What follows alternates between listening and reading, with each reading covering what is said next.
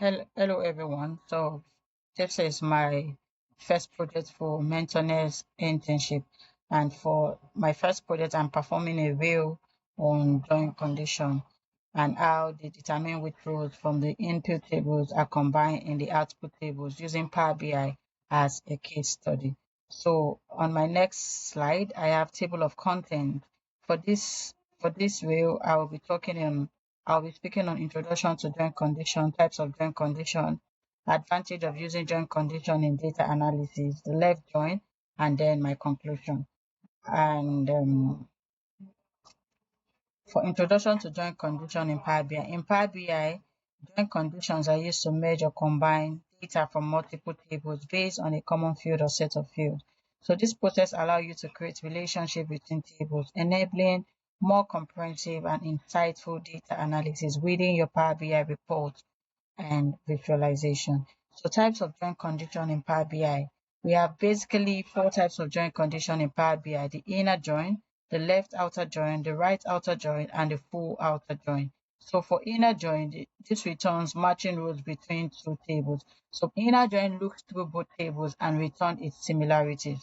Then the left outer join returns all rows from left tables and matching rows on the right tables. Take for instance, you have two tables. It returns all the rows on the first table, which is the left table, and then the row on the second table, which is the right tables. And where it cannot find match, it returns null. So that's what the left join do. And then the right outer join returns all rows on the right tables, which is the second tables, and matching rows on the left tables, which is the first table. In case where there is no match, it returns null. So if you have two tables, table A and table B, it returns all the rows that are available on table B, and then loop through table A and return matching rows that is similar with table B.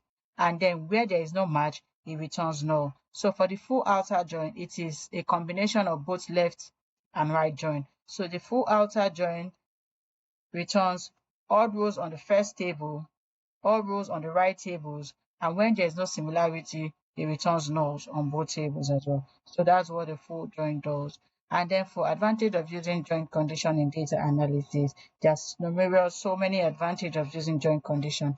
And for this, I will be talking. I listed data integration, relationship building, enhanced insights, data accuracy, and efficiency in analysis.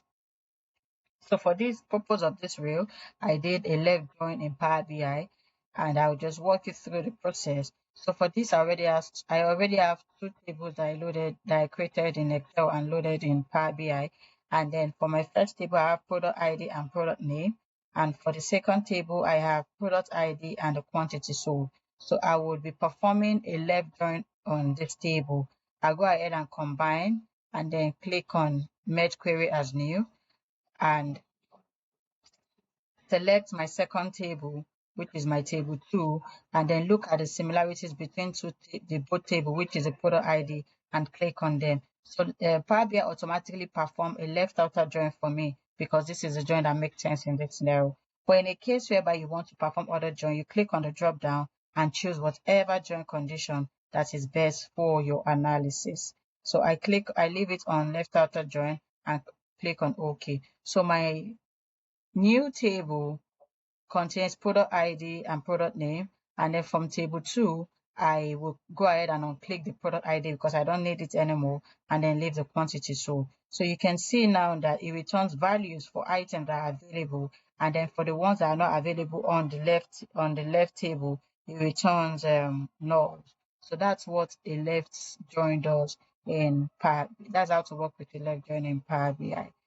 And then on my next slide, which is my conclusion, the type of join that you select depends on the specific outcome or analysis that you aim to achieve. So in summary, using join condition in data analysis can facilitate data integration, enhance insight, and provide accuracy and optimize efficiency. So there's no best practice in whatever kind of join that you intend to perform in data analysis. So whatever join you choose to perform depends on your analysis and what you intend to achieve.